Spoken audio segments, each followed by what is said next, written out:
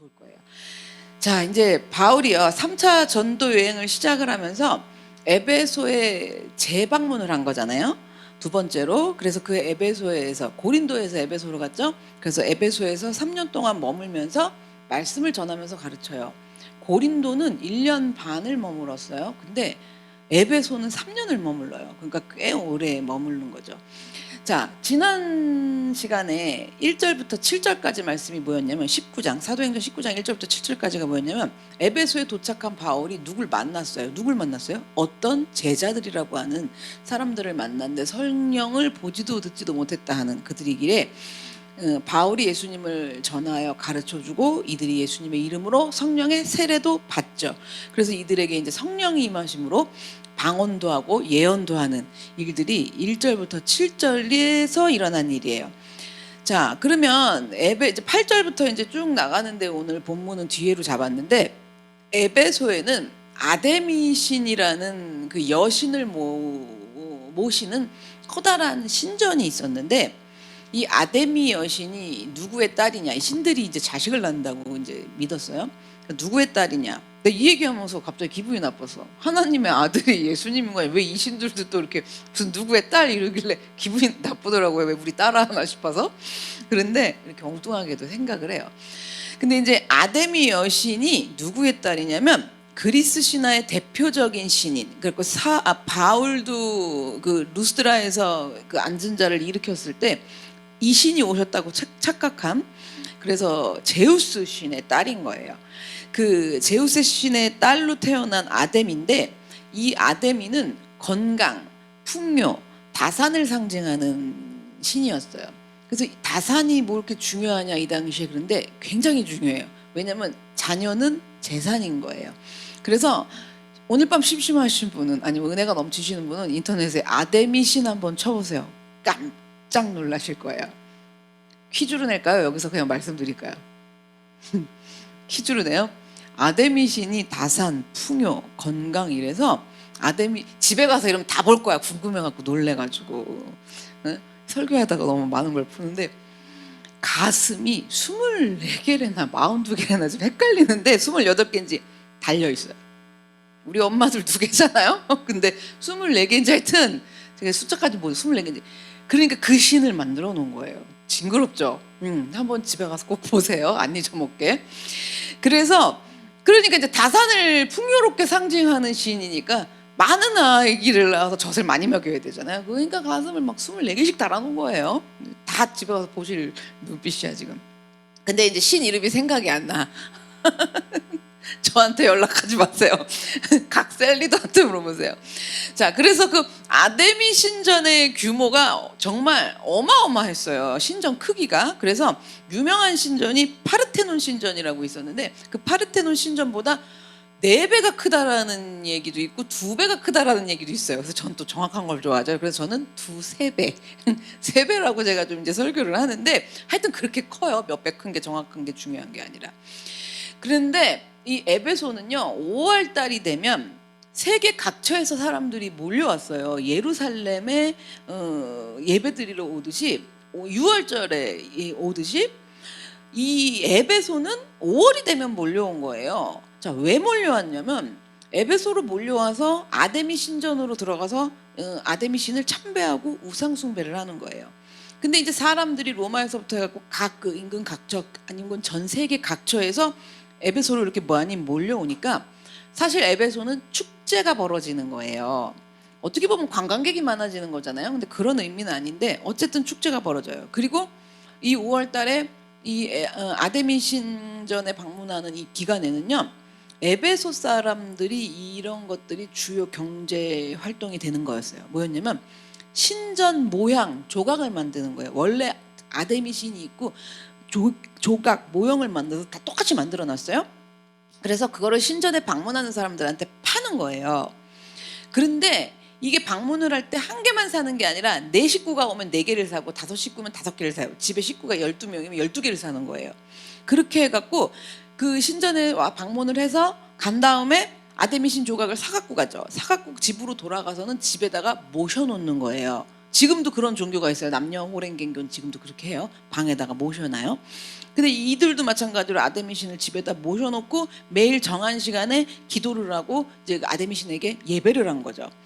집에서 이렇게 정한 시간에 매일매일 그 아데미 신을 섬기다가 1년에 한 번 5월이 되면 에베소로 또 가는 거예요. 에베소로 가서 신을 이제 크게 섬기고 오는 거죠. 신전 앞에 가서. 자, 그런데 1년에 한 번씩 이렇게 에베소에 올 때마다 이 아데미 신 조각상을 사가지고 가는 거예요. 그렇게 뭐 신을 바꾸는 것 같아요. 계속 갈아들이는 거죠, 이제. 그렇게 하는 문화였어요. 그러니 이 아데미 신전 조각을 만들어 파는 이 사람들은 장사가 되나요, 안 되나요? 되죠. 고정이죠, 완전. 자, 꽤 고정적으로 이제 되는 거예요, 장사가. 그런 이제 에베소인데, 그러던 어느 날 에베소에 소동이 일어나요. 오늘 본문이에요. 23절 갈게요. 그때쯤 되어 이 도로 말미암아 적지 않은 소동이 있었으니, 그때쯤이 뭐냐면 5월달 에베소로 그렇게 아데미 신을 섬기러 올 쯤 된 거예요. 그때 소동이 일어났는데 24절이요. 즉 데메드리오라는 어떤 은장색이 은으로 아데미의 신상 모형을 만들어 직공들에게 적지 않은 벌이를 하게 하더니 그가 그 직공들과 그러한 영업하는 자들을 모아 이르되 여러분도 알거니와 우리의 풍족한 생활이 이 생업에 있는데. 자, 이게 내용 들으니까 이제 아시겠죠? 들어오시죠? 정말 적지 않은 큰 소동이 일어난 거예요. 데메드리오라고 하는 사람이 지금 소동을 벌인 건데, 이 데메드리오는 은장색이라고 그래요. 은장색이 뭐 하는 사람이냐면 아데미 신을, 그러니까 어떤 신을, 근데 여기서는 아데미 신이죠. 그 신을 조각상을 뭐 은으로 도금하는지 그것까지는 제가 다 자세히 못 알아봤어요. 은으로 다 만들었을까 혼자 궁금했는데 시간 없어서 알아보진 않았어요. 하여튼 은으로 제작하여 만들어갖고 파는 사람이에요.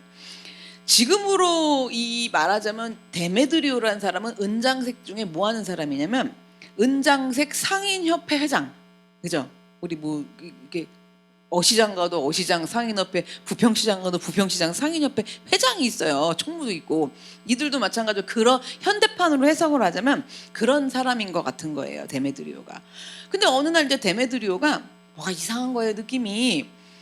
아데미 신전에서 자꾸 수상한 느낌, 뭔가 느낌이 안 좋은 것 같은 낌새가 느껴지고, 저 눈에 보이게는 뭐가 있냐면 자꾸 수입이 줄어드는 거예요. 그래서 이게 뭐 때문에 그런가, 그래서 데메드리오가 파헤쳐갖고 알아봤더니 그 원인이 바울 때문이라는 걸 알게 된 거예요. 그래서 은장색들을 다 불러 모은 거예요.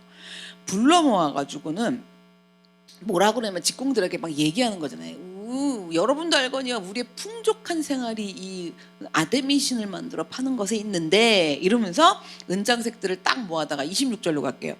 이 바울이 에베소뿐 아니라 거의 전 아시아를 통하여 수많은 사람을 권유하며 말하되 사람의 손으로 만든 것들은 신이 아니라 하니 이는 그대들도 보고 들은 것이라. 그렇게 말하는 거 너네들도 들어봤을 것이다, 이러는 거예요. 그래서 27절에 우리의 이 영업이 천하여질 위험이 있을 뿐 아니라 큰 여신 아데미의 신전도 무시당하게 되고 온 아시아가 천하가 위하는 그의 위엄도 떨어질까 하노라, 그러는 거예요. 바울이요, 수많은 사람들을 지금, 아니 바울이 아니죠, 누구예요? 지금 데메드리오가 수많은 사람들을 지금한테 얘기하는 거예요. 뭐라고 얘기하냐면 바울이 이러고 돌아다닌다. 그러면서 사람의 수많은 사람을 권유하면서 돌아다니는데 뭐라 그러냐? 사람의 손으로 만든 것들을 신이 아니라고 그런다. 그러니까 이 우상은 신이 아니다, 이렇게 말하고 돌아다닌다. 그래서 우리의 수입이 자꾸 줄어드는 것이다, 그러면서 사람들을 선동하기를 시작을 해요. 선동하는 장면이 27절이죠. 자, 이게 이제 어떻게 된 일이냐면 바울이 에베소에서 복음을 전하는데 3년 동안 있었잖아요. 자, 어떤 일이 일어났냐면 19장 17절로 갈게요. 앞으로 좀요.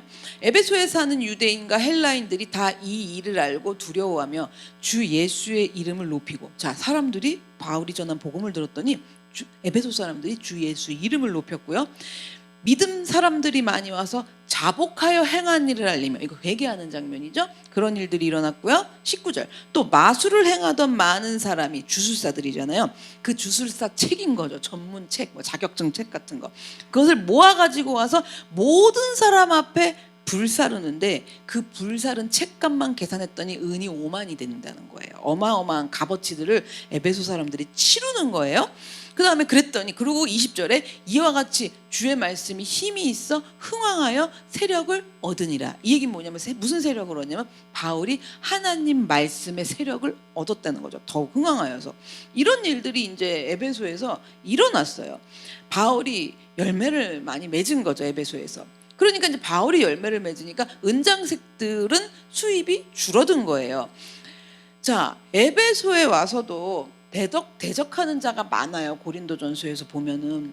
그런데 그렇게 대적하는 자가 많아도 바울이 에베소에서 지금 오순절까지 머문단 말이에요. 고린도전서에서 확인을 하면 그러니까 오순절까지 일부러 기간을 연장하면서 더 머물어요. 일부러.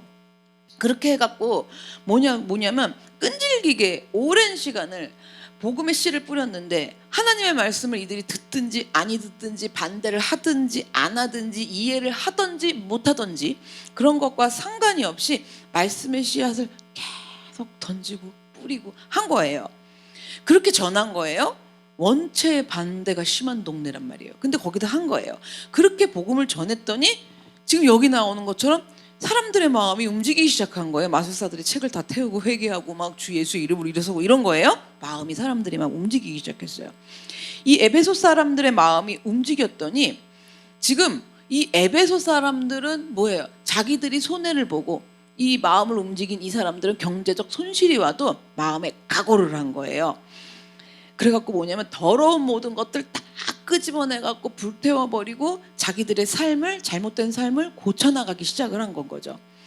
이 사람들이 이런 일들이 일어나니까 이 이후로는 다시는 아데미 신전에 발걸음을 하지 않는 거예요. 이런 사람들이 말씀이 흥황할수록 더 늘어날수록 아데미 신전에 발걸음을 하는 사람들이 줄어드는 거죠. 그러니까 이 복음을 받아들인 사람들이 아데미 신전을 가지를 않으니까 은장색들의 수입에 지장이 생기잖아요. 그래서 은장색들이 들고 일어나갖고 소동을 일으킨 거예요. 자, 소동 일으키는 장면 28절로 갈게요. 그들이 이 말을 듣고 분노가 가득하여 외쳐 이르되 크다야 크다 에베소 사람의 아데미여 하니 온 시내가 요란하여 바울과 같이 다니는 마게도냐 사람 가이오와 아리스다고를 붙들어 일제히 연극장으로 달려 들어가는지라. 자, 이 장면이요. 상인 회장인 그 더메드리오에게 선동을 당했잖아요. 은장색들 이제 나머지 상인들이 그 업자들이. 그러니까 선동을 당하니까 바울에 대한 적개심으로 분노가 가득 차갖고 불타오른 거예요. 그러면서 이들이 28절 보면 분노에 가득 차갖고 에베소 사람의 아데미여 이러면서 아데미 여신의 이름을 막 외쳐 부르면서 시내 길거리 한복판으로 쏟아져 나온 거예요. 은장색 협회에서.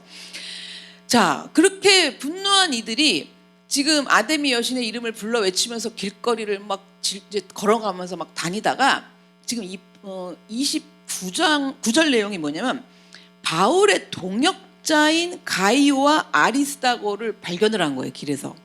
제 바울의 뭐 제자다, 동역자다. 그러니까 이래가지고 그들을 둘을 붙잡아갖고 인질로 잡은 거예요. 인질로 잡고 어디로 갔냐면 연극장으로 달려서 들어간 거예요. 이 두 사람을 연극장으로 끌고 들어간 거죠. 그러면 이 장면을 한번 생각해 보세요. 거의 폭동이 일어난 거예요. 그래서 에베소의 중심부인 큰 길 한복판에서 정말 이 난리가 일어났단 말이에요. 이 난리가 나니까 지금으로 말하면 진짜 뭐 뉴욕 같은 도시란 말이에요, 여기가. 그런데 이 난리가 나니까 우리 광화문 한복판에서 난리가 난 거예요. 그러니까 지나가는 사람들이 대로니까 은장색이 아닌 지나가는 사람들도 무슨 일이냐고 물어본 거예요. 그러니까 이제 거기 은장색도 열받아가고 막 다다다 얘기를 할 거 아니에요. 그러니까 뭐라고 이러면서 덩달아 갖고 은장색 무리들을 따라서 연극장 안으로 일제히 연극장 안으로 달려 들어간 거예요. 지금 온 시내가 요란하니까. 그러니까 전 여기서 참 답답한 게 은장색까지 좋다 이거예요.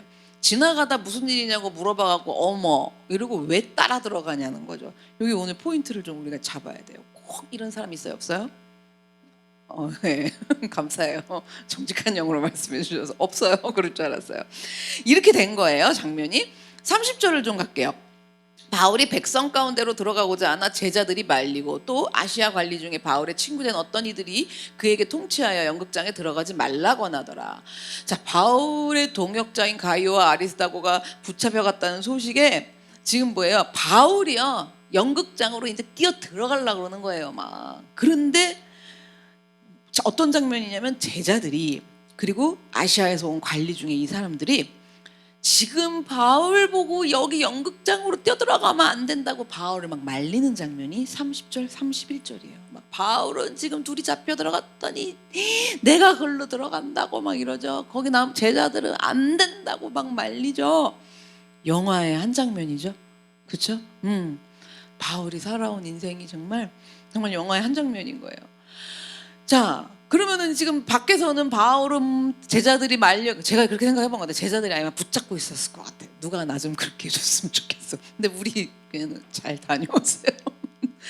이런 광경도 있고, 아니, 근데 이런 일들도 있었어요. 저보고 하시지 말라고 막 너무 슬퍼요 이러면서 저를 말리는 사람들도 있었죠. 자, 이런 얘기들이에요.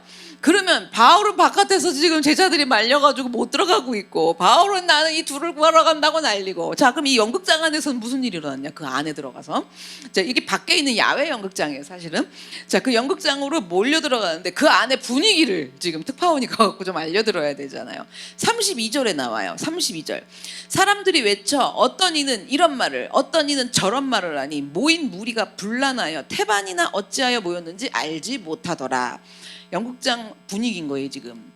지금 연극장 안으로 지금 뭐 왜 뭔 일이냐고 물어보는 사람까지, 덩달아 오는 사람까지 다 이제 들어온 에베소 사람들은요, 여기서 저마다 뭐라고 소리를 질러대는 거예요.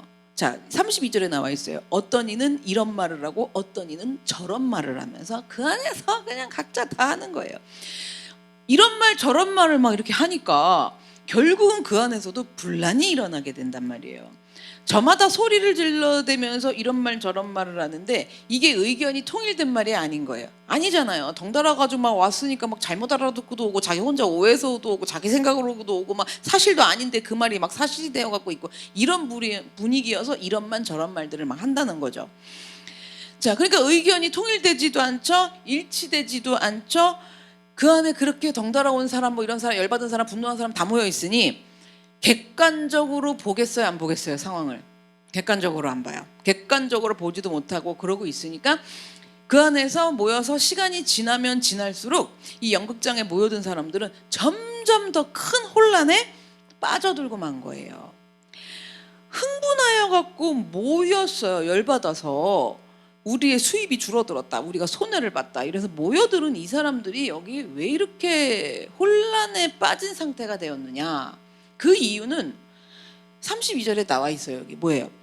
태반이나 뭐래요? 분란하여. 태반이나 어찌하여 모였는지 알지 못했기 때문에 안에서 그 난리가 난 거예요. 혼동이 일어난 거예요. 혼란이. 지금 자기 발로 왔잖아요. 자기들이 연극장에 그 들어와서 자기 입으로, 지금 자기 발로 와서 자기 입으로 소리치고 있어요. 소리를 질러대는데도요, 여러분 이제부터 잘 들으셔야 돼요. 내가 여기서 왜 이 소리를 하는지, 이 말을 하고 있는지 이들이 어떤 상태라고요? 태반이 어찌하여 여기서 왜 말하는지 모였는지 알지 못하더라예요. 그러니까 알고 온 거예요? 모르고 온 거예요? 그러니까 모르고 한 사람이 제일 무서워, 무섭기는. 그러니까 여기 와갖고 소리를 지르고들 있는데 소리를 지르고 있는지를, 왜 여기 있는지 도무지 그 까닭을 알지 못하는 상태들인 거예요, 이 사람이요. 그럼 좀 잘 알아보고 나오지, 그렇잖아요? 근데 그런 거 상관이 없어요. 그러면 이런 상황과 이런 모습들이 어찌 이들만의 모습이겠냐라는 거예요. 우리들도 이러한 모습으로 무리에 섞여가지고 소리를 치는데, 그렇게 소리칠 때는 그 까닭을 알지 못하는 상태로 우리는 소리치면서 속으로도 소리치고 겉으로도 소리치고 하면서 그런 걸 알지 못하면서 살아갈 수 있다라는 거예요. 자, 그럼 왜 거기 그럴까요? 거기 와서 그렇게 우리가 어떠한 사람의 이야기 말에도 선동되어 가지고 소리를 치는 거예요. 뭔가 선동되어 갖고. 그럼 내가 여기서 지금 왜 이러고 있는 것인지, 태반이나 어찌하여 모였는지 알지 못하는 경우가 우리 인생에서, 우리 삶에서 왜 우리들도 없겠냐라는 건 거죠. 성경에서 보면 이러한 그 답답한 미련한 모습이 성경에도 사실 여럿이 나와요. 몇 가지만 뽑아봤는데요. 이집트에서 400년 동안 이스라엘 백성들이 노예 생활을 했잖아요. 근데 출애굽을 하죠. 근데 홍해가 막 갈라지면서. 근데 이들이 자기들이 이 이스라엘 이 백성들이 능력이 있어서 힘이 있어갖고 출애굽한 게 아니에요. 그럼 또 애굽의 바로 왕이 불쌍히 여겨서 자비를 베풀어줘갖고 너네들이 이제 자유롭게 가라 이래갖고 노예살이에서 그 혹독한 노예살이에서 풀어준 것도 아니에요. 상황이 어땠어요? 우리 열재앙 이야기를 알지만 열재앙 아주 끝날 때 당할 때까지 마지막 순간까지도 열재앙까지 겪으면서도 놓아주지 않았어요. 그리고 홍해를 건너는데도 또 잡으러 왔잖아요. 그들이 수장당했죠. 하나님의 은혜로. 자, 그래서 바로 왕은요 그렇게 끝까지 이스라엘 백성들을 노예로 묶어두려고 했지 놓아주려고 하지 않았단 말이에요. 그런 바로 왕이기 때문에 완악하잖아요. 그렇기 때문에 이 이스라엘 백성들을 애굽에서 해방시키고 구원해 주신 분은 정말 하나님이세요. 오직 하나님의 은혜가 이 이스라엘 백성들에게 임해서, 사실 하나님의 은혜가 임하지 않았으면 어떻게 살아야 돼요? 이들은 자녀의 자녀의 자손의 자손의 계속 대대손손 뭘로 살아야 돼요? 그 안에서 노예살이 하면서 살아야 돼요. 근데 거기서 하나님이 민족을, 가문을, 그죠? 구원해 주신 거예요. 끄집어내 주신 거예요. 바로왕 앞에서 절대 못 벗어난단 말이에요. 그렇게 구원을 받아갖고 출애굽을 했잖아요, 이스라엘 백성들이. 그러면 그렇게 하나님이 구원을 해주셨잖아요. 그랬는데 그러면 이제 나아가야 할 목적지는 단 한 군데예요. 우리도 그렇게 구원이 일어나면 나아가야 할 방향이 있단 말이에요. 그렇듯이 이들도 나아가야 할 목적지는 단 한 군데였어요. 가나안 땅이죠. 가나안 땅. 글로 가는 거잖아요. 가나안 땅 전에 어디를 거쳐요? 광야를 거쳐서 가나안으로 들어가는 거잖아요. 목적지가 어디냐? 출애굽한 구원받은 이들의 목적지가 가나안 땅이에요. 그래서 하나님이 약속하신 가나안으로 가야 되는 거예요. 하나님이 약속하신 언약의 가나안 땅에서 하나님과 맺어진 이제 언약의 관계 안에 살아야 되잖아요. 예수 그리스도가 이 안에 임하시면 그 하나님의 예수님의 모든 것들이 내 것이 돼서 우리가 살아가야 되는 것처럼 이 당시에도 똑같았단 말이에요. 하나님과 맺어진 언약이 이제 관계가 됐잖아요. 우리는 자녀가 되는 관계가 됐고 이 당시는 구약이니까 약속이 맺어진 언약의 관계 안에 들어갔어요. 이들이 출애굽하면서. 구약이랑 신약이랑 이렇게 같이 맞물리는 거 보이시죠? 그래서 그 관계 안에, 하나님의 관계 안에 살면서 뭐냐면 가나안을 딱 목적으로 두고 가나안에 들어가서도 어떻게 살아야 돼요? 세상의 모든 억압과 끝이 안 나요. 끝이 나지 않을 굴레. 굴레 보셨어요? 다람쥐가 쳇바퀴 돌듯이 구는 그 굴레를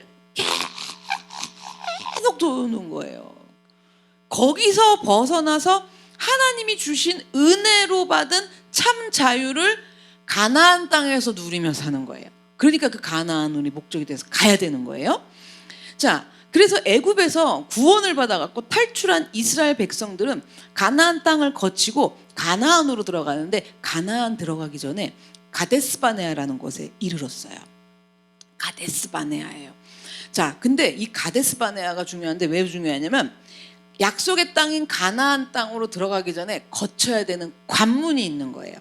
자, 그게 뭐냐? 거쳐야 되는 관문이 뭐냐? 그랬을 때 가데스바네아를 넘어서기만 하면, 자, 이거 뭐랑 느낌 비슷하세요? 우리가 하나님 앞에 이 시험을 넘어서기만 하면 이렇게 연결되죠. 그러니까 이 가데스바네아를 넘어서기만 하면 하나님이 약속해 주신 가나안 땅에서 하나님의 언약에 따라서 회복된 하나님의 형상을 가지고 사람다운, 그죠? 사람답게 살아가며 그 안에서 정말 참 자유가 무엇인지 알게 되는 곳이었단 말이에요.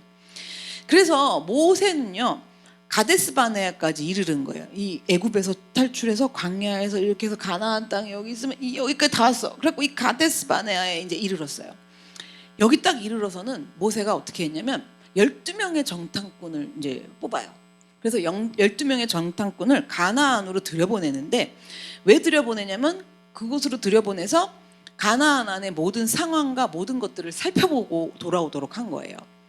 이스라엘 백성들은 200~300만 명이 돼요. 지금 따라온 이스라엘 백성들이.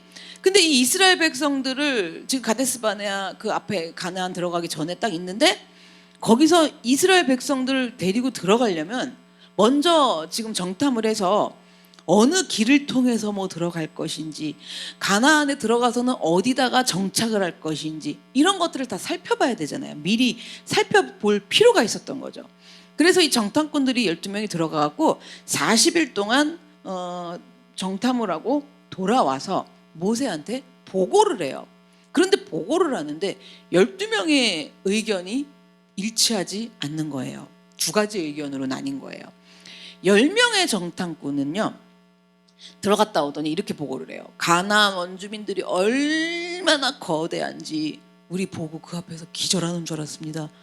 이렇게 봤는데요, 군이 그냥 쓰면요, 얼마나 그들이 거대한지요, 우리는 그 앞에 그냥 메뚜기 한 마리 같아요. 이렇게 보고가 돼요. 그러니까요, 우리 들어가면 다 죽습니다. 가나안에 들어가서 이건 사는 게 살 수가 없는 분위기입니다. 이걸 어떻게 감당을 하고 삽니까? 우리 보고 여기 들어가서 산다는 게 말이 됩니까? 그냥 메뚜기가 사는 거라고요. 거인 앞에 밟히거나 바람 한번 후 불어도 우리 날아가요. 이러면서 그 가나안으로 들어가서는 안 된다고 보고를 하는데, 선동적인 보고를 하는 거죠, 이제. 자, 그리고 나머지 2명의 정탐꾼인 여호수아와 갈렙은 이렇게 보고를 해요. 가나안 원주민이 아무리 거인처럼 거대하다고 그래도 하나님이 우리와 함께 하시기에, 그렇게 그분이 동행하시는 한 그들은 우리의 먹이밖에 안 됩니다. 이건 제 상상이에요. 우리 메뚜기지만 메뚜기가 얼마나 많이 먹는 줄 아십니까? 우리가 모이면 다 먹어 치웁니다. 이런 보고를 하는 거죠.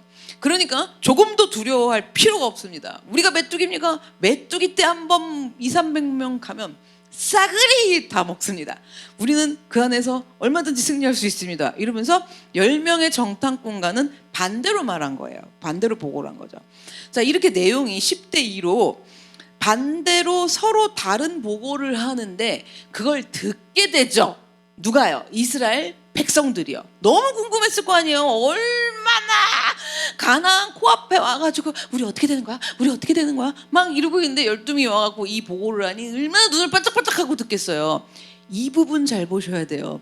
우리가 신앙생활 하면서도 교회에 있는 모든 다른 성도들이 어떻게 되는 거야? 어떻게 되는 거야? 그러면 정말 우리는 이제 구원이 임하는 거야. 그런데 여기서 딱 이렇게 나와버리면 이 장면이에요. 이 다 연결을 시키셔야 돼요. 그러니까 지금 그렇게 보고하는 이거를 옆에서 보게 된 이스라엘 백성들이 자, 어떤 반응을 보였냐가 중요해요. 이제 이 보고를 듣고 민수기 14장 1절에서 4절이 반응이 나오는 거예요. 잘 들어보세요. 온 회중이 소리를 높여 부르짖으며 백성이 밤새도록 통곡하였더라. 이스라엘 자손이 다 모세와 아론을 원망하며 온 회중이 그들에게 이르되 우리가 애굽 땅에서 죽었거나 이 광야에서 죽었으면 좋았을 것을. 애굽에서 죽던 여기 가데스 바네아 오기 전에 광야에서 그냥 죽던, 그렇게 했으면 더 좋았을 것을 어찌하여 여호와가 우리를 그 땅으로 인도하여 칼에 쓰러지게 하려 하는가. 우리 처자가 사로잡히리니 애굽으로 돌아가는 것이 낫지 아니하랴. 애굽으로 돌아가는 것이 낫지 아니하랴. 그러면서 이에 백성들이 서로 말하되 우리가 한 지휘관을 세우고 애굽으로 돌아가자 하며. 이 지휘관 세운다는 거 무슨 말이에요? 다 갈아친다는 거예요. 모세랑. 그잖아요. 무섭죠? 지금 보고를 듣고 선동이 일어나니까 백성들이요, 소리 높여갖고 밤새도록 통곡하며 원망을 한 거예요. 우리 다 망했다고 그러면서. 자, 이들이 여기까지 왔단 말이에요. 지금 가나안 코앞까지 왔어. 응? 여기만 딱 넘어가면 입성이야. 이들이 왜 이렇게 된 거예요? 왜 이러는 걸까요? 이거 수도 없이 지켜본 일들이에요. 저는 아주 코앞에서 이래요. 모세와 아론을 원망하며, 그죠? 차라리 그냥 안 하는 게 낫지. 그럼 아니 정말 그 내용이에요. 가나안 코앞에 와서 이런다고요. 그러면 12명은 가나안 땅으로 들어가면 안 된다고 하는데, 10명이죠. 10명. 10명은 들어가면 안 된다고 그러는데 2명인 여호수아 갈렙은 들어가서 할 수 있다고 하니, 잘 보세요. 10대2죠. 비율이. 그러니까 이스라엘 백성들이 왜 이런 일들이 일어났냐면 2명 거 본 거예요? 10명 거 본 거예요? 그쵸? 그럼 뭘 따진 것 같아요? 다수결로 봤을 때도 상식적으로 10명이 훨씬 많이 말하니까 이 사람들 말이 맞을 것 같잖아요. 확실하고. 그러니까 다수결 원칙으로 본 거잖아요, 지금. 근데 우리는 다수결 원칙으로 보는 거예요? 하나님의 언약을 봐야 되는 거예요. 물론 민주적으로 할 땐 다수결 원칙이죠. 그렇잖아요? 과반수 하면서. 그런데 그것이 문제가 아니라 하나님의 언약을 쳐다봐야 된단 말이에요. 근데 10대2로 지금 말하는 소리를 백성들이 들어보니까 10명 얘기가 훨씬 지금 숫자가 많어. 그러니까 그쪽으로 쳐다본 거예요. 다수결 원칙 글로 본 거예요. 그래서 10명의 정탐꾼들이 선동적으로 보고를 했죠. 못한다, 가면 죽는다, 안 된다, 그렇게 하면 여기서 죽는다, 우리 처자들이 다 잡혀갈 거다, 우리는 큰 피해를 입는다, 이런 선동적인 보고를 들어버린 백성들이요, 그 소리를 무조건으로 받아들인 거예요. 무조건으로. 그래갖고 어떻게 밤새도록 통곡을 한 거예요. 그리고 원망하죠. 다른 지도자를 세우자고 그러죠. 다시 애굽으로 돌아가자고 그러죠. 근데 이들이 여기서 이렇게 이런 일들이 일어나기까지를 우리가 좀 생각을 해봐야 돼요. 우리가 생각하니까 너무 안타깝지 않아요? 이 당시에 이들이 생각했으면 얼마나 좋았을까. 근데 제가 이런 얘기를 참 많이 해요. 얘기를 못 해주고 저 혼자 생각을 하면 뭐 하겠어요? 근데 지금 이런 상황, 우리도 좀 생각을 해보자고요. 그들이 광야를 거쳐서, 그러니까 출애굽해서 절대 못 나오는 곳에서 하나님의 은혜로 나와서 광야도 거쳤어요. 광야에서 얼마나 고생했어요.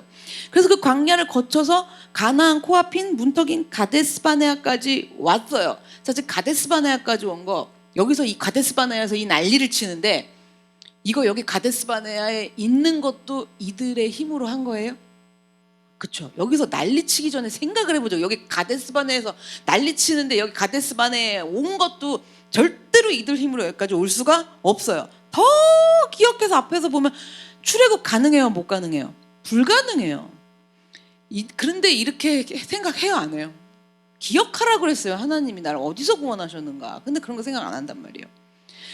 그래서 정말 절대로 빠져나올 수 없는 애굽의 노예살이에서 해방시켜 주신 하나님께서 이들을 언약의 땅, 약속의 땅으로 친히 들어가게 하시려고 어디까지 오게 하신 거예요? 가데스바네아까지 오게 하신 거잖아요. 근데 거기서 지금 이러는 거예요. 이걸 알까요? 모를까요? 아니 여길 들여보내려고 여기에 이르시게 한 거잖아요. 여기에 이르러서 봤더니 거인이고 난 메뚜기야. 이게 그냥 확 들어오는데, 선동이 되는데, 그게 아니라 다 여기까지 오게 하신 거잖아요. 못 보는 거죠. 그러니까. 그래서 이들이 여기까지 올 수가 없어. 하나님이 하신 일이에요. 정말 하나님이 여기까지 오게 하셨는데, 자, 여기서 말하는 게 기가 막힌 거예요. 이들이 뭐라고 얘기해요? 애굽으로 돌아가자. 애굽으로 돌아가자고 외치는 거예요. 그럼 우리 지금 정말 적나라하게 좀 생각을 해보자고요. 그러니까 제가 이런 식으로 뭔가 가르쳐드리면 화가 너무 나가지고 모세를 갈아치우려고 그러고 아론을 갈아치우려고 해서 너무 심한 분들은 입을 다물고 있어야 돼요. 어떻게 해요 그러면? 그렇잖아요? 근데 이걸 정말 객관적으로 생각을 해봐야 돼요. 이 의지를 세우고 상식을 생각을 해야 돼. 상식을. 이때는 뭐 영적으로도 할 필요 없어. 영적으로 한다 그러면 더 이상한 소리를 하더라고요. 상식적으로 생각해야 된다고요. 뭐냐면 상식적으로 생각해 보자고요. 이스라엘 백성이니까 제가 적나라하게 얘기할게요. 여러분한테는 이렇게 못하지, 돌 던지니까 모세를 갈아치우려는 것처럼. 근데 이스라엘 백성을 놓고 제가 적나라하게 얘기해 볼게요. 이들이 애굽으로 그래서 돌아가재요. 자, 그러면 애굽으로 돌아가요. 돌아가면 거기 가서 뭔 대책이 있어요? 나 이스라엘 백성인가 말하니까 너무 좋네. 만약 성도님 뭐 그렇게 하시면 대책이 있어요. 그러면 어떻게 돼요? 그냥 말하면 그러세요. 좋으시겠어요. 뭐 이래야지. 그렇잖아요. 신호를 줄까? 좋으시겠어요. 이러면 신호야? 이런 신호? 그러니까 아니 진짜 애굽으로 돌아간다는데 거기 돌아가면 뭔 대책이 있냐고요. 그래서 이런 걸 조심스럽게 말을 하잖아요. 대책을 10가지를 내놔. 말도 안 되는 대책이거든요. 그래도 바락바락 우기는데 대책 없어요. 애굽 돌아간들. 아니 지금 바로왕이 얼마나 열받았는데, 그리고 그때 바로왕은 죽었고 그 다음에 있어도 들어오면 받아줘요? 다 죽이지? 그런 거 필요 없어. 죽어도 거기 가서 죽는 게 낫다는 거예요. 이런 걸 뭐라 그래요? 어거지라고 그러죠. 여기 가데스바네 가나안 들어가서 죽느니 애굽 들어가서 죽는 게 낫겠다고 이런 소리를 하시면 안 되는 거죠. 그런데도 애굽으로 돌아가자고 그러는 거예요. 그러면 애굽으로 돌아갔다 치자고요. 애굽으로 다시 가면 뭐가 기다릴 것 같은데요? 뭐가 기다려요? 그쵸, 노예살이 하든지 죽든지, 노예살이 하다 죽는 거죠. 그런데도 뭐라고 이들이 고집하냐면 차라리 애굽이 더 낫다고 그러는 거예요. 차라리 애굽이 더 낫다고. 이런 말에서 힌트를 얻으세요. 차라리 이게 더 낫지! 이럴 때 팍 이 말씀이 생각이 나요. 하나님의 말씀이 임하면요, 가만있어 봐, 이러고 이 설교가 1년 후에도 생각이 난단 말이에요. 차라리 그게 더 낫지 할 때. 이거 기억을 하세요?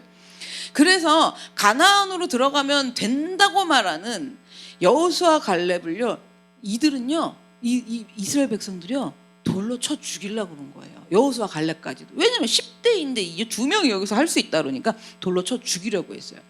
이들이 도대체 왜 이러는 것일까? 자, 이들도 오늘 사도행전 본문에서 야외 연극장으로 다 선동되었고 몰려갖고 뛰어 들어간 사람들이랑 똑같아야 하는 것 같아요.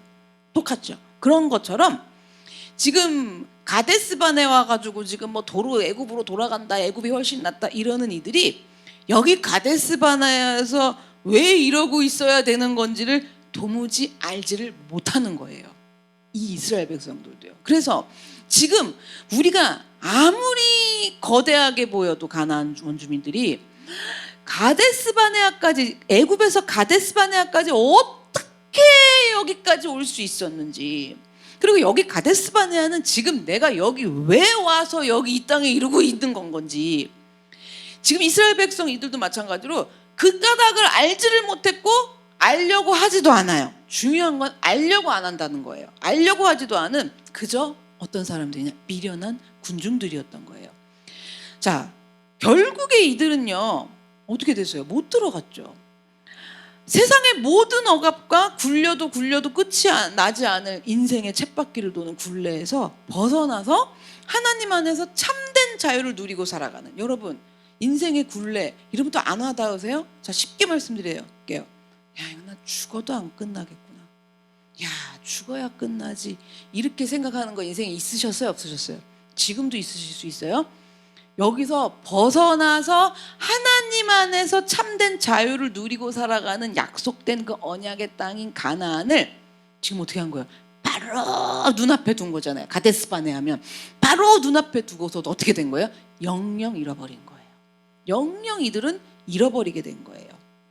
이러한 일들이 성경에 또 어디에서 있냐면요, 예수님이 십자가에 죽으실 때, 십자가에서 죽으실 때요, 유월절에 백성들의 청혼을 받아들여서, 유월절이면 이런 게 있었어요. 뭐냐면 죄수 한 명을 사면시켜주는 전례가 있는 거예요, 유월절에는. 그래서 빌라도는요 강도 바라바랑 예수님 중에 우리 그 킹 오브 킹스에서 영화에서 보셨죠? 바라바랑 예수님 중에 누구를 사면시켜서 풀어주기를 원하는지 빌라도가 군중들에게 물어봐요. 물어봤는데 군중들이 뭐라고 하냐면요, 대제사장과 장로들에게 선동을 받은 거예요.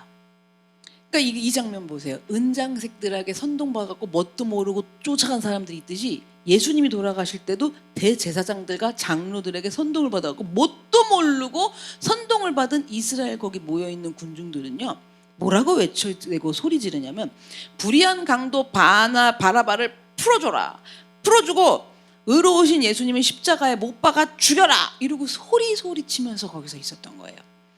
예수님을 못 박아 죽이라고 선동되어 갖고 소리치는 이 지금 뭣도 모르고 이러고 있는 이 사람들은요 잘 생각해 봐야 돼요. 이들도 또 기억을 더듬어 받은 은혜를와 하나님의 능력을 생각해내야 돼요. 이게 중요해요.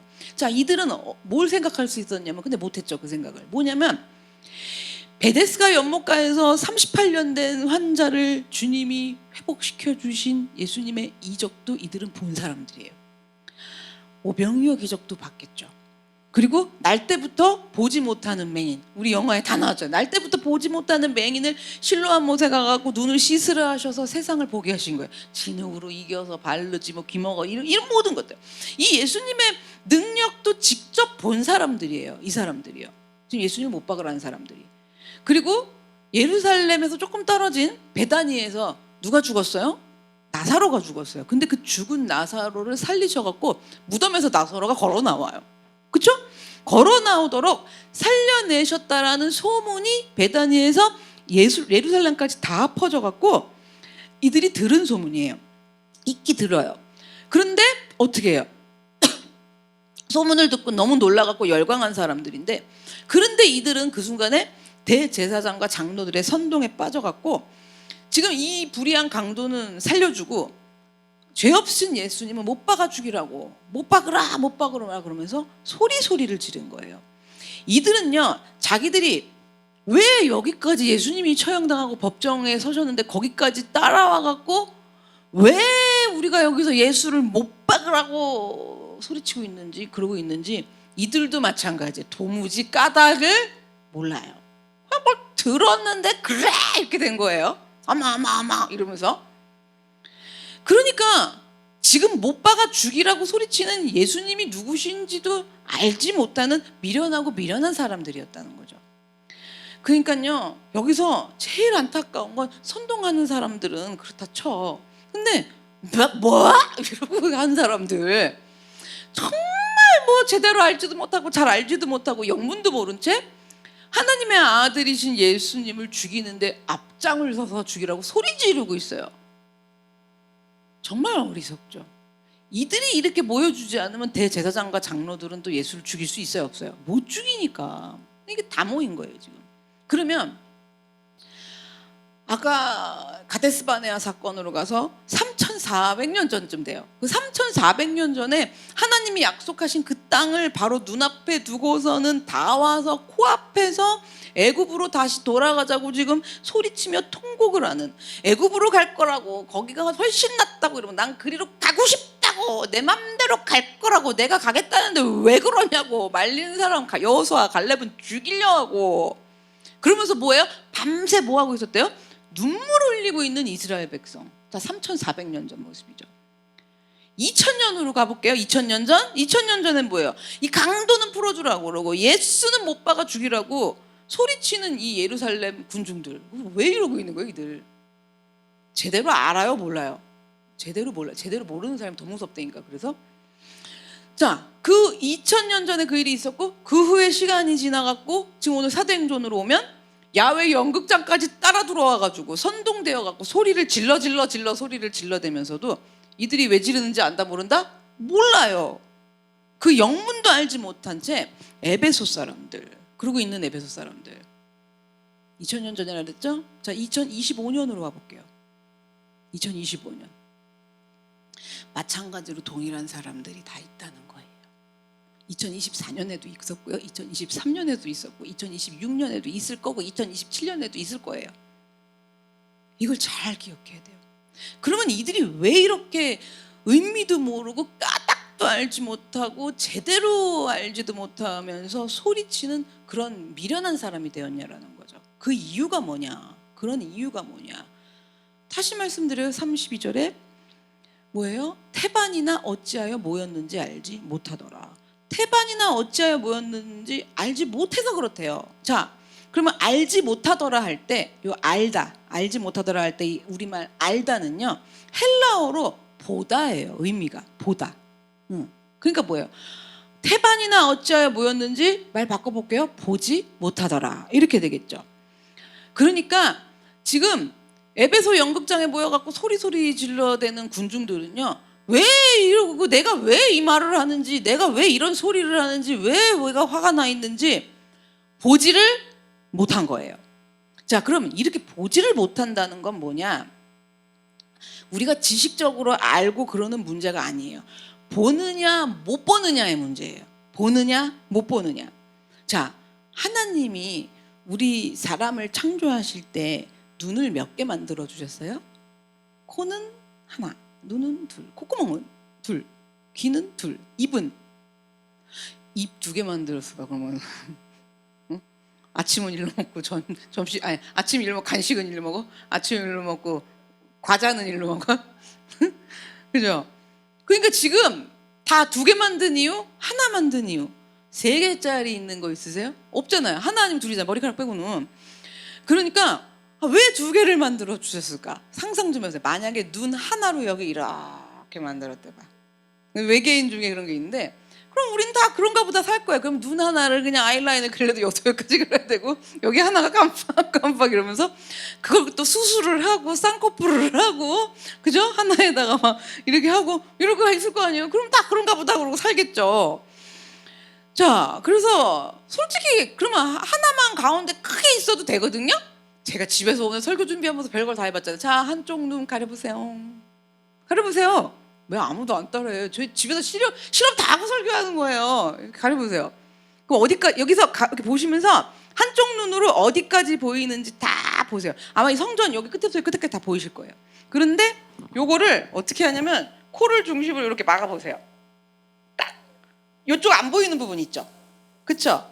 집에서 연구했다니까요. 반대쪽 눈 막아보세요. 반대쪽 눈 막아도 다 보이죠? 근데 여기 이렇게 막아보세요. 그럼 안 보이는 데가 있죠? 근데 두 개를 딱 열면, 근데 여기 이렇게 했을 때 분명히 그러면 겹치잖아요, 가운데가. 이해되세요? 나 혼자 너무 깊이 생각했나? 이쪽에서 보이는 부분, 이쪽에서 보이는 부분이 있으니까 가운데는 이렇게 겹치잖아요. 그죠? 요거를 힌트로 삼으셔야 되는데 우리 그렇게 영적으로 봐야 돼서 제가 집에서 혼자 앉아오고 막 이런 거예요. 자, 그러면 하나님이 창조하신 모든 것을 우리가 봐야 되잖아요. 한쪽 눈으로 보고 이렇게 가렸더니 안 보이죠. 자, 그러면 우리가 그걸 보려면, 그래서 양쪽 눈을 다 사용해서 가운데는 겹쳐서 더 잘 봐야 되죠. 그리고 약간 느낌이 여기서 이렇게 더 벗어나요. 이쪽 눈 때문에 이렇게 여기까지 약간 이렇게. 그러면 하나님이 이렇게 눈을 두 개 만드신 이유는 입체적으로 다 봐야 되기 때문이에요. 단면적으로 보는 게 아니라 입체적으로. 그래서 입체적으로 보면 먼 곳, 가까운 곳을 보겠죠.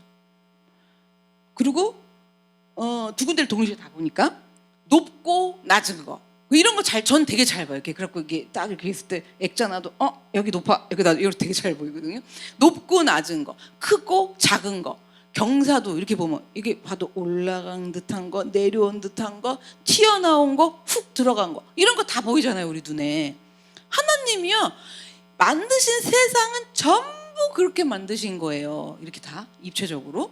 그리고 또 희한한 거, 밤이랑 낮도 구분하셨죠. 그렇죠? 시간도 어떻게 해요? 어제와 오늘과 내일로 구분해 놓으셨죠. 그러니까 과거, 현재, 미래로 다 구분을 해 놓으신 거잖아요. 그러면 자, 이렇게 제가 다 나눠봐 드렸어요. 그러면 또 뭘 더 나눌 게 있느냐? 뭘 더 나누냐? 이렇게 나눠야 돼요. 우리가 직접 눈으로 볼 수 있는, 보이는 현실 세계가 있죠. 가시적인, 다 볼 수 있는. 우주도 못 가서 그렇지 가면 보는 거야, 안 보는 거야? 보는 거잖아요. 그러니까 우리가 눈으로 직접 볼 수 있는, 보이는 가시적인 현실 세계가 있고, 우리가 눈으로 절대로 직접 볼 수 없는, 보이지 않는 영원한 세상의, 영원한 세상은 좀 그렇다, 영원한 나라, 영원한 세계가 있단 말이에요. 영적이라고 보통 말을 하죠. 그러면 육적, 영적 이렇게 갖고 두 가지를 다 봐야 된다는 거예요, 동시에. 그렇죠? 두 가지를 두 눈으로 다 볼 수 있어야 되는데, 그래서 하나님은 우리에게 그런 눈을 두 개로 만들어 주신 거예요. 그러면 보세요. 이스라엘 백성들이 약속의 가나안 땅에서 10명의 정탐꾼들의 보고에 하는 선동에 빠져갖고 애굽으로 가겠다고, 거기가 낫다고 그렇게 했던 것은 몇 개의 눈으로 본 거예요? 한 개로만 보는 거죠. 보이는 거잖아요. 가나안으로 들어갔더니 우린 메뚜기 많았고 그들은 얼마나 나타나는 거예요? 거인만 나타나는 거잖아요. 그 보이는 거잖아요. 그렇게 한 개의 눈으로만 본 거예요. 한 개의 눈으로 뭐만 봐요? 현실만 보죠. 보이는 현실만 보니까 그 한 개의 눈으로 현실은 봐야 돼요, 여러분. 이게 현실은 안 보고 떠보서 이러면 안 돼요. 현실만 보니까 어떻게 해야 되냐면 이런 상황들이 일어나요. 근데 한 개 더 있는 눈으로 하나님의 약속하신 땅, 보이지 않는 세계를 봐야 된단 말이에요. 그 약속하신 땅으로 나를 인도해 주시는 하나님을 바라보는 눈을 이쪽에다 하나 더 달아야 돼, 안 달아야 돼요? 달아야 돼요. 근데 그 한쪽 눈을 잃어버린 거예요. 하나님이 안 주신 게 아니에요. 창조하실 때부터 주신 거예요. 근데 어떻게 했다? 잃어버린 거예요. 그래서 우리 이 육신의 눈 두 개는 눈을 가지고 이걸 다 보고 있겠지만 실질적으로 한 개의 눈밖에 없단 말이에요. 한 개의 눈밖에. 그러니까 어떻게 돼요? 바라바는 놓아주고 예수님을 못 박아 죽이라고 하는 소리치는 군중들도, 그리고 오늘 바울의 동역자들을 붙잡고 끌고 가는 은장색들도 있고, 그 은장색들을 따라가고 뭔 일인지도 모르고 따라 들어가고 연극장에서 소리 지르면서도 무슨 일인지 그 영문도 알지 못하는 에베소의 군중들, 이들 모두는요 한 개의 눈으로 지금 한 가지만 보는 거예요. 그렇게 볼 줄만 알지 두 개의 눈으로 각각 딱 겹쳐서 이렇게 쫙 해갖고 보면서 하나님을 바라보고 하나님이 행하시는 그 진실을 보려고 하지 않는 거예요. 한쪽 눈에는 육신의 눈으로 보기에 당연히 그런 것들이 보이죠. 맞는 얘기고요. 못하는 게 맞고요. 불가능한 게 맞죠. 이 우리 보이는 눈으로 하면. 그렇잖아요. 이건 안 되는 거거든요. 이거는 망하는 거고 세상적 눈으로 그게 보이거든요. 그러한 것들이 보여요. 한쪽 눈에, 육신의 눈으로 보면. 그래서 하나님이 하나 더 주셨다고. 하나 더 주셨다고. 하나님이 하시는 일들을 바라보는 눈, 그걸 하나를 더 주신 거예요. 그래서 우리는 이렇게 몇 개의 눈을 가지고, 두 개의 눈을 가지고 두 가지가 동시에 겹쳐 보이는. 그건 뭐예요? 겹쳐 보인다는 건 뭐예요? 세상적으로 앞에 보이는 이것도 현실을 직시하고 봐야 돼요. 그렇지만 그 안에 영적으로도 딱 해갖고 겹쳐서 봐야 돼요. 영적으로만 보면 또 인정을 해야 하네요. 이게 겹쳐서 안 보면. 아유, 나는 그럴 일이 없대요. 이렇게 겹쳐서 본단 말이에요. 자, 그렇게 하면서 두 가지가 동시에 겹쳐서 보이는, 현실도 다 인정하고 직시하고 하나. 그렇지만 인정하고 직시만 하는 건 뭐예요? 육적인 눈으로 보는 거고, 하나님의 눈으로 보는 이 하나의 눈으로 더 겹쳐 보면서 그렇게 보이는. 아직은 그러한 이 세상에서 살아야 돼요. 우리는. 그렇잖아요. 천국 가야지. 이게 이렇게 안 살아도 되지. 여기선 이 보이는 이 안 될 것 같은 이게 보이는 데다가 뭐를 겹쳐야 된다고, 하나의 눈을 더 달아서 하나님을 보는 눈. 이렇게 지금 이 땅에서 우리는 여기에 사는 동안은 그렇게 겹쳐보면서 분별하고 알아내면서 살아가야 하는 거예요. 그렇게 살아야 되는 건데 이들이 그것을 안다 모른다. 근데 여기서 이제 여러분들에게 설명을 하면 그래 놓고 막상 집에 가면 몇 개로 봐요? 한 개. 보인다. 이렇게 한 개로 보죠. 그게 안 보이는 거라고요. 그게 눈이 한 개라고요. 두 개가 아니라. 자, 그래서 우리들 각자 자, 나는 어떠하신가요? 하나님이 분명히 육적으로 영적으로 볼 수 있는 눈을 두 개를 주셨는데 가시적으로 내 앞에 바로 보이는 것만 보는 그 육적인 눈 한 개만 사용해서 보시지는 않으신가요? 왜냐하면 이 눈은 사용하기가 너무 편해요. 이 눈은 잘 보여요. 그냥 이렇게 하면 편하거든요. 자, 그런데 한 개가 더 있는 영적인 눈으로 진리를 보고 하나님의 약속을 보고 하나님이 인도하시고 보호하시면서 이루어 가시는 걸 이 하나의 눈으로 더해갖고 이루어 가시는 것들을 보아야 되는데, 이루어 가시는 것도 아닌 이루어질 것들을, 그리고 뭐까지 봤으면 좋겠냐? 내가 죽어서도 주님이 이루실 것들을. 너무 욕심 부렸나요? 아니야. 근데 진짜 그렇게 봐야 되는데 보려고 하지 않으시지는 않으시는가요? 안 볼 생각이 없어. 그렇죠?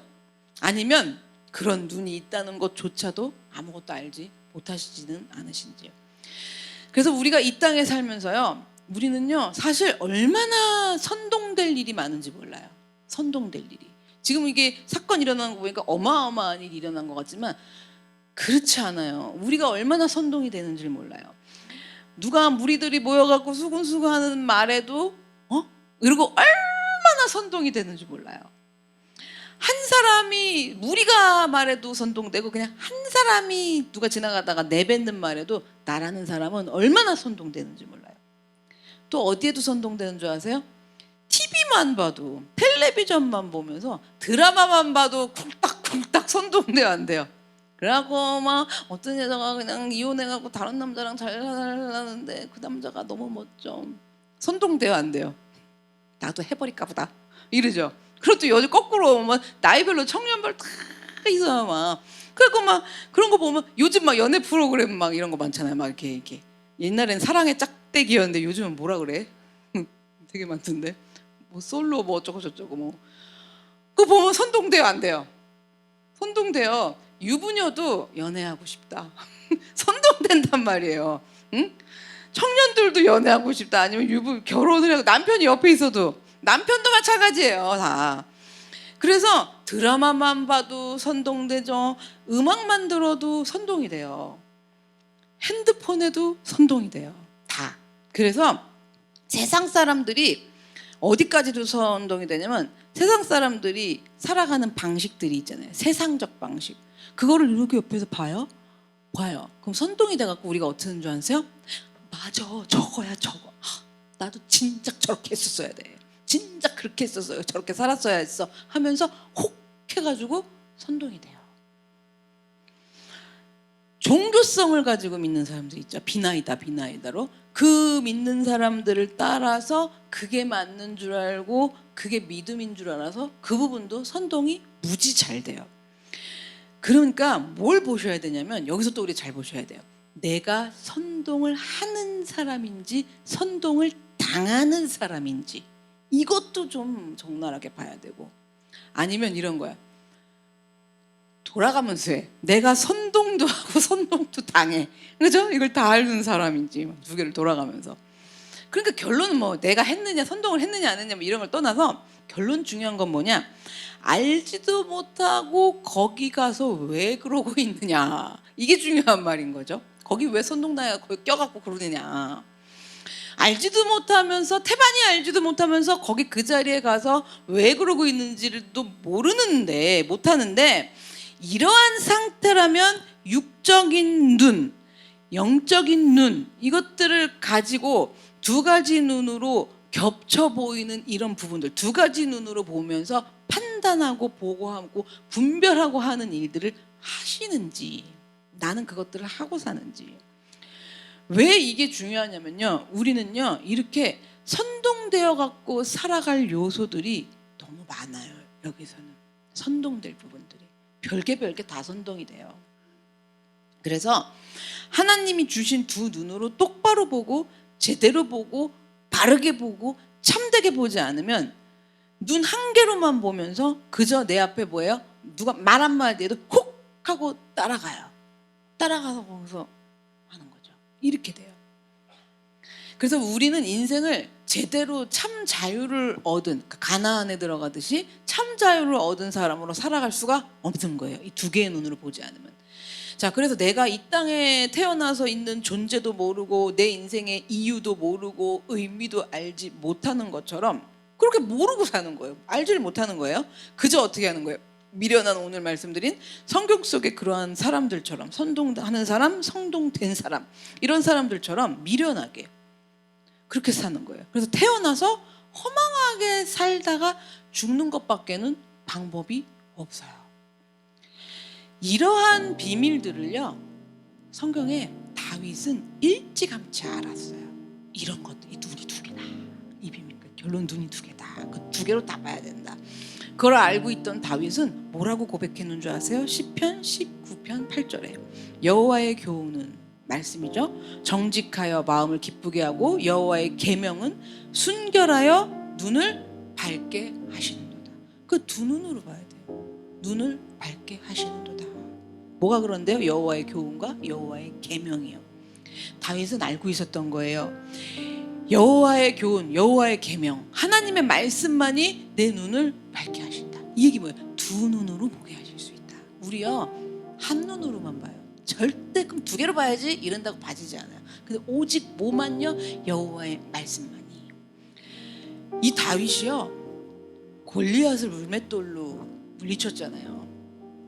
물맷돌 결론은 한 개로 딱 물리쳤는데 그 골리앗을 그렇게 제압할 수 있었던 건요, 이 다윗이 어떻게 해요? 내가 여호와의 이름으로 나아간다 이러고 사람들은 다 그냥 그냥 어쩔 수 없으니까 내보낸 거잖아요. 다윗을, 어린 다윗을.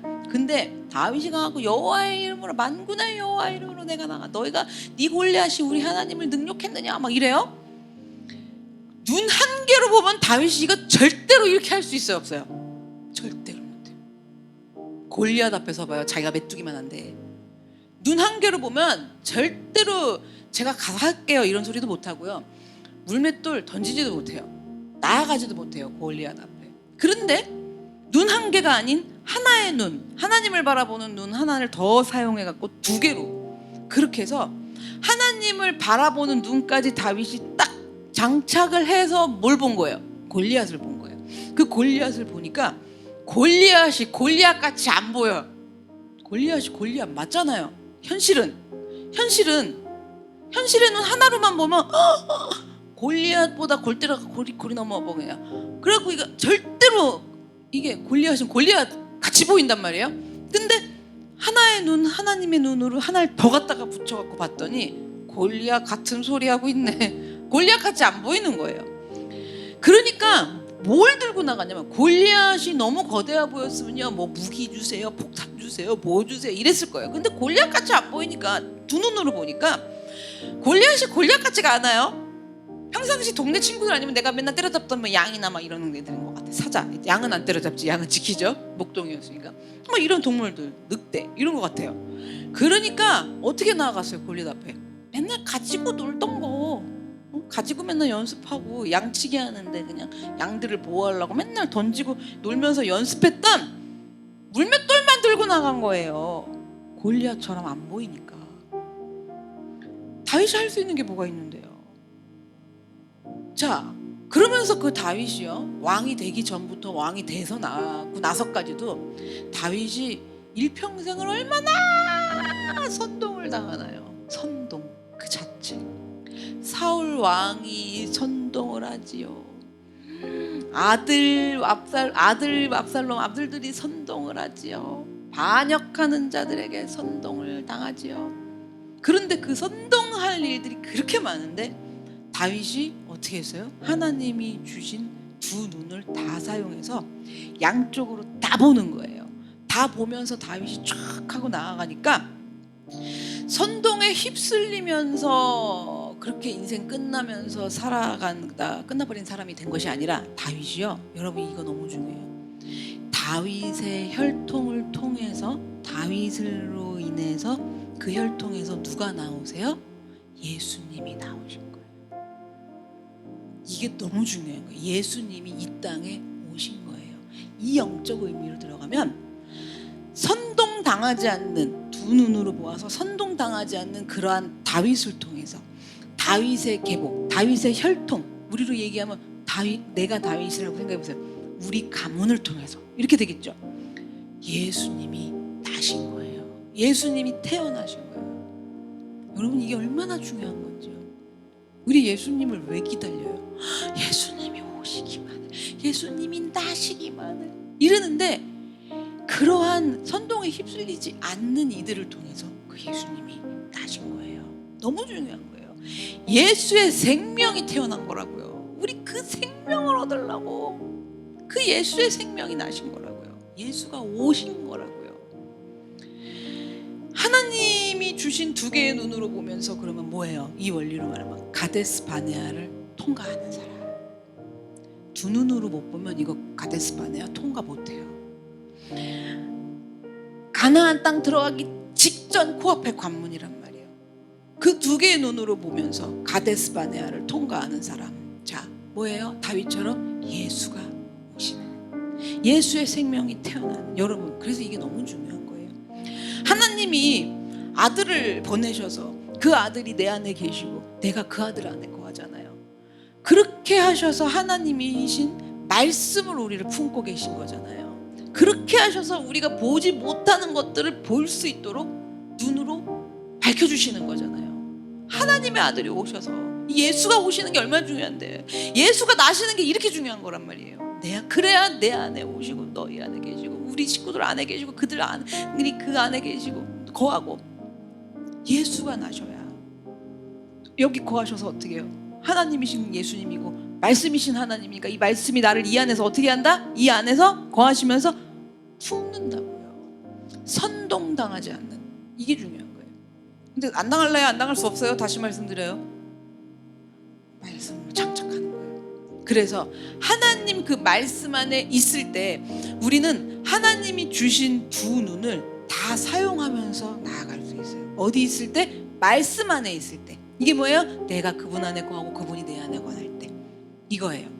그래서 우리는요, 이제는요, 하나님 말씀 안에서 영적인 시력을 회복을 시키고, 날마다 영적인 이 시력을 보는 것들을 강화시키는, 그리고 현실과 겹쳐서 보는 것들을 전부 강화시키는, 그렇게 두 눈으로 보고 또 두 눈으로 그렇게 바라볼 수 있는 사람들이 되기를 원합니다.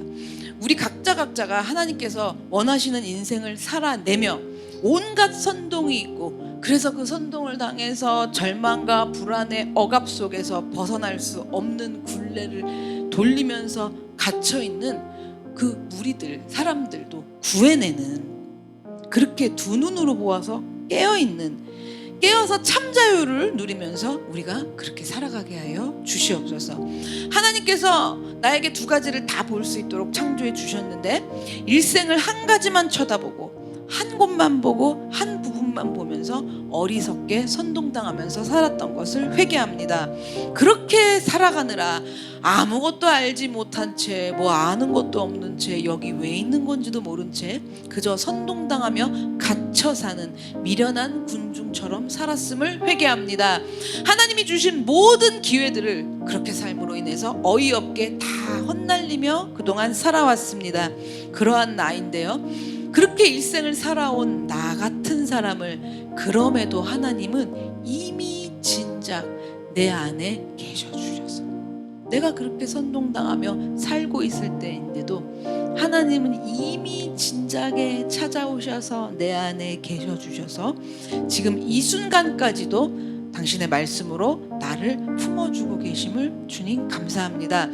그렇게 내 안에 거하여 주셔서 함께하여 주셔서 주님 감사합니다. 내가 모르고 거기 서 있을 때도, 모르고 거기서 소리내고 있을 때도, 모르고 밤에 울고 있을 때에도, 그렇지만 주님 내 안에 계셔 주셔서 감사합니다. 보지를 못해서 알지도 못하고 보지도 못하고 볼 줄을 모르니 깨닫지도 분별하지도 못하는 그런 나인데 그런 내 안에 계셔 주셔서 감사합니다. 내가 그 주님을 믿으니 내 안에서 그렇게 역사해 주고 계시는 그 주님을 믿사오니 내가 그래도 내가 선동당하는 사람이라 할지라도 내 안에서 역사하시는 살아계시는 내 주님을 믿사오니 주님, 내가 주의 말씀 안에서 볼 수 있는 영적인 눈 하나를 더 회복하게 하여 주시옵소서. 그래서 하나님이 주신 두 눈으로 하나는 내 현실을 분명하게 보게 하시고 한 개의 눈은 하나님만 바라보이는 그 눈으로 그렇게 살게 하여 주시옵소서. 그렇게 두 눈으로 보면서 이 땅에서 살아가는 마지막 날까지, 마지막 호흡하는 그 순간까지 하나님이 원하시는 그러한 인생을 살아가게 하시고 온갖 선동에 휩쓸려서 따라가는 불안해하고 억압되고 벗어날 수 없는 굴레에 갇혀 사는 그러한 사람들을 살려내는 그렇게 참 자유를 내가 얻어서 살아가게 도와주시옵소서. 다 같이 주여 한번 외치고 기도하겠습니다. 주여.